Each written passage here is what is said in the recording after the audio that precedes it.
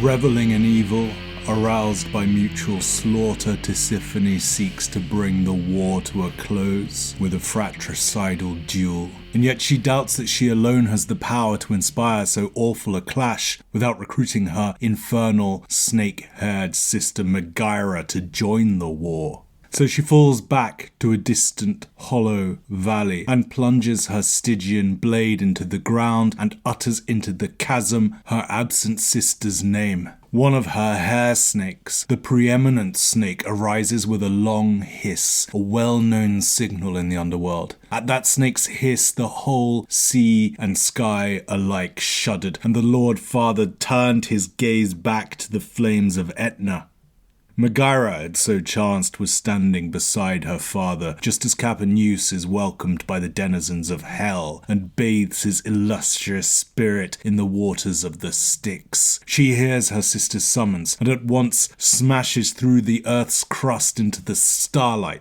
The underworld shades rejoice. As much as the shadows of the deep grow thin, so much does the light above shrink back. Her benighted sister welcomes her, clasps her right hand and speaks. Sister, thus far I alone have upheld that dread imperium, our Stygian father's rage-filled rule upon the earth, no matter what the opposition, and all the while your task has been merely to tame the already cowed shades of Elysium. But my efforts have not gone unrewarded, my labours are not in vain. Why else indeed are the plains soaked in blood? Why are the swamplands steaming with gore? Why else do the banks of the river Lethe welcome a countless swarm of souls?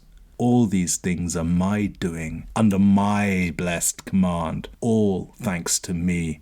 But let Mars take his credit. Let Enyo, the war goddess, boast her success afar. Surely you must have seen Tydeus amongst the Stygian shades, that champion whose jaws are smeared with blood, whose lips drip with dark gore, he who insatiably chews upon the severed head I gave him. And just now did not a terrible crash come down to you from the skies? That God-inspired tempest was my doing too. I was seen there amongst the raging arms of mortals, the wars of gods, and amongst the great destruction wrought by the thunderbolt. But now, yes, I admit it, I am wearying from my efforts, sister. My hands grow sluggish, my hell torch is dulled by exposure to the outdoors, and my hair snakes grow tired, for they are not used to toiling under the night skies. But you, whose full rage remains intact, whose hair snakes exult freshly bathed in the fountains of hell, promise me that you'll lend me your full support. Together we can prepare not for the usual battles, those wars that Mars usually wages, but rather a war that piety and good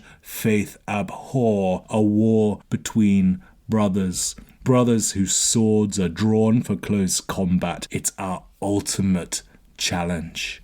A hateful war, perfect for us. So why delay?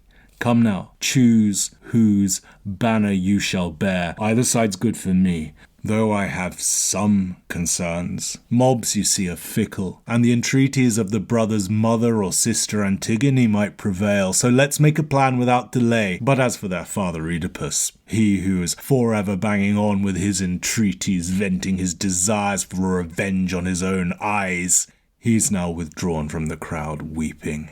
But my actions are only to delay the conquest of Thebes and its familiar guardians. But you, make the impious exile your thrall, and may Adrastus' more gentle nature not prevail over him. May the Argive army not give him pause for thought. Go, you be the enemy and bring on the duel. After such words, the sisters departed, going their separate ways. Much like how the winds Notus and Boreas spin a great vortex. This one goes off to snowy Ripea, that one to the Libyan sands. Strife is roused, the streams, straits, clouds, woods, everywhere is destruction. Those who cultivate the lands bewail their loss, while pitying the sailors drowned at sea. Furies rise! Hear the winds of death. From the depths we weave fate's darkened thread.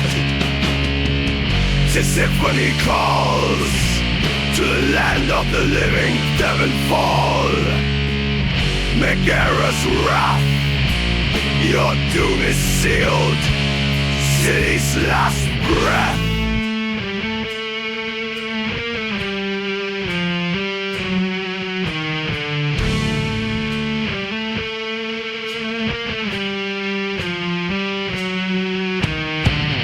Shadows loom, ancient curses awake. A scream of vengeance, the earth will quake. Alecto joins the cold embrace, bringing ruin to every place. Furies dance, the Ben walls shall fall.